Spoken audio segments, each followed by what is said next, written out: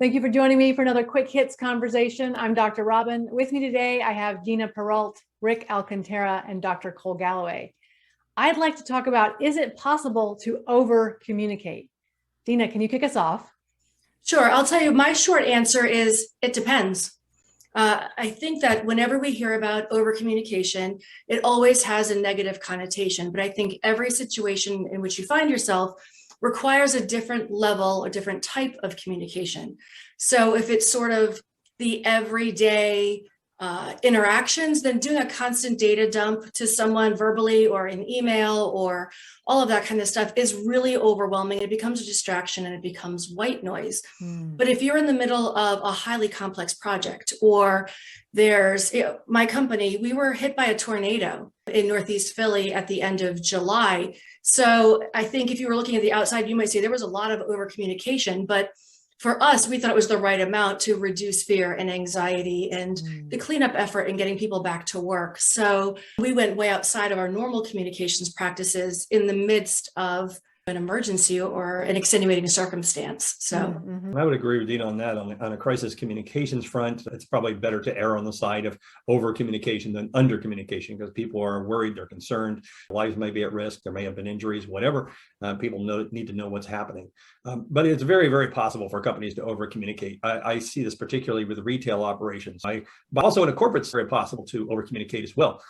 You could just be delivering the same message over and over again through different channels, and people are just like, I already know this, I've already seen it. I worked a couple of years ago with a financial service company that had most of its employees, at least the sales side of things, were remote workers. Also worked with an energy company that had a lot of remote workers, and they were receiving information in small group meetings with their supervisors, through email, through fax, through all these other channels, and they were just beginning to feel overwhelmed, and it was just too much. So they started just tuning it out, and that becomes a problem as well.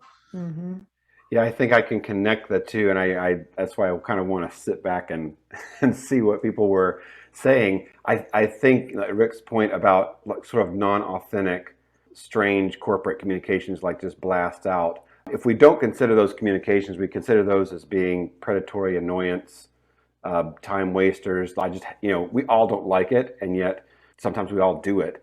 But if we take like authentic communication, I've just never run into over communication being that, erring on the side of over communication. I've always wanted to have more information when it's authentic, when it's a problem, like we said at the top of the thing, with a complex problem, simple problem. And the complex problem, I think, is easy. It's like, oh, we need lots and lots of blasts of data. But sometimes the simple problem, the interpersonal relationship stuff that people would say, that's just people acting normal, just be normal. That needs a lot of communication. So in my world of academic and research, science, community interactions and community organizing, I've just never gone, gosh, I wish there was less communication. What I would like is a little, if you're going to over communicate, there's going to be an understanding there's lots of communication flow, then for the receiver, I'd like for them to take a little bit of time, do a little bit of work, and not react. Because if you're reacting and the over communication flow is still coming, you're going to be caught in this weird cycle, or you're going to start pushing an agenda, and we see that, right, in the news feed. So I like to err on the side of over communication. I like people to over communicate to me, and I don't want hidden agendas. And I think that is very hard to do in corporate America. And one of the things I have to do with my corporate partners is have them realize when you're coming into the disability community, you've got to be just a person. And that's sometimes very hard to do. And so they think it's over communicating to talk about their dreams and wishes and desires, but it's the connector, if that makes sense. Now, the work that I do, where I do team development that is focused specifically on helping people communicate more effectively. And I agree with your point, Cole, that if it's interpersonal communication, most of us are pretty bad at that. And we assume people know and we don't communicate enough. So I think with interpersonal communication, it's a little bit hard to go into the over communication space. I do think in the corporate space, it can get to the point where it's over communication. I know I have a client who gets so much email that she never opens any of it. And so she doesn't get enough communication because she's not opening the over communication. Right. So you got to find that sweet spot of what do we need people to do and how much can we tell them before they're going to just tune everything out? Because I'm stepping away from that fire hose of silliness how do we get corporate, which you guys have strong feet in, to recognize that more is not better? And I bet in HR you deal with this every day because it's not helpful. Like I said, it's a shutdown. What do people think? And overcommunication may not just also be the frequency of communications. It could be the length and breadth of the communication. So you may only reach out to that individual or that audience once a month, and they could still think it's over communication if what's in your message is just too verbose. I do a lot of electronic newsletters for various clients. And I tell them, rather than writing a dissertation in your email, which goes on forever and bores the client to death, why not just write 2 or 3 short paragraphs and then just link to some longer content? If they're interested in more, they can go get more. On the internal side, is it just way too much? It can be. So is there a way that employees could select the information that they want to receive in the channel they want to receive? I think that has a lot of advantages. That's hard, huh? I think you're absolutely right. And especially when you're thinking about that communications plan is working with, someone who actually does marketing for a living. What I find in the retail space is people think that they know how to do it all. So they create this tempo of communications. Well, on day 1, we're going to do this. On day 3, we're going to do this. On day 7, we're going to do this. And we never alter it. So we continue to bombard people. And I like the idea that if you have one message, right, make sure that that one clear message comes out in every communication, the most important thing you want to talk about.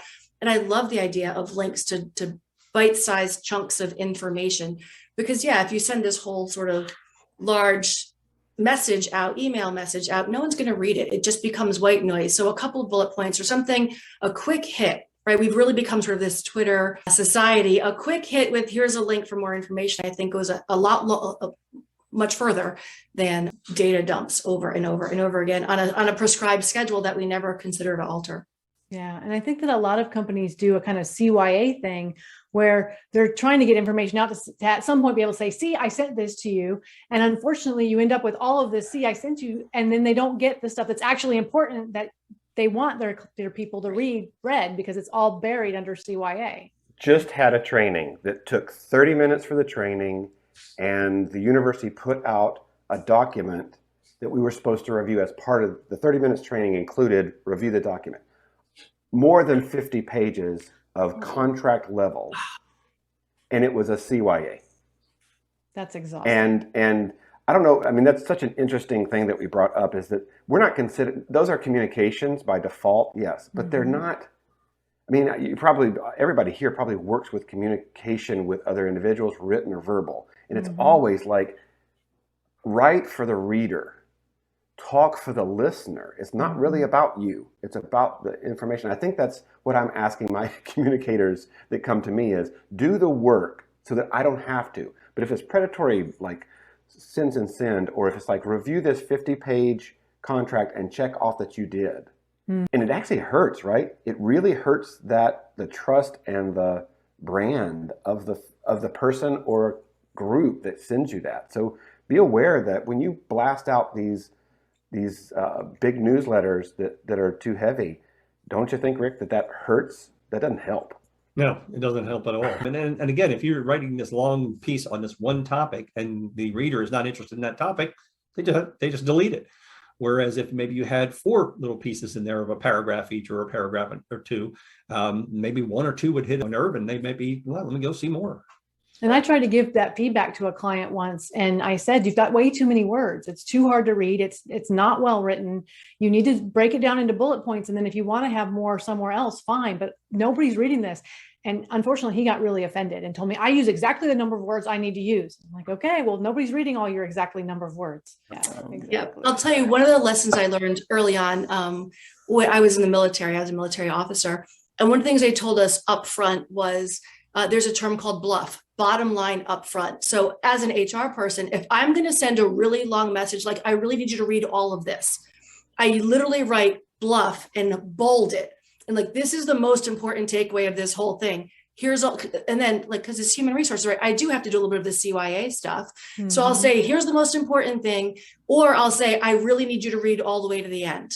Call me if you have any questions, kind of thing. But I set that expectation up front, knowing that if I send that 50-page document, no one's going to read it. They're going to respond and say, yes, I read it, but they're not actually going to read it. Right. So setting the unfortunately, expectation up front. Well, that is our 10 minutes. So I'm going to have to cut us off there. Such a broad topic. We could go on for days. So I appreciate you having this conversation with me. And I look forward to speaking to each of you again really soon.